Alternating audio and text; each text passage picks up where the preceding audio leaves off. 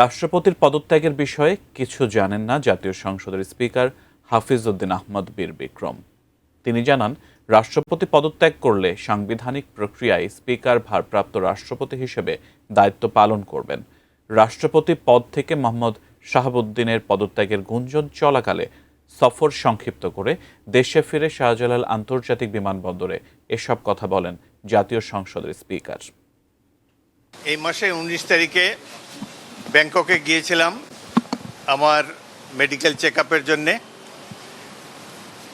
গতকাল আমার medical check up শেষ হয়েছে, সেই কারণে আমি দেশে চলে এসেছি। রাষ্ট্রপতি যদি পদত্যাগ করেন তাহলে স্পিকারের কাছে পদত্যাগ করবেন এবং আগামী 90 দিনের মধ্যে জাতীয় সংসদ একজন নতুন প্রেসিডেন্ট নির্বাচিত করবেন। এই হলো সংবিধানের পজিশন।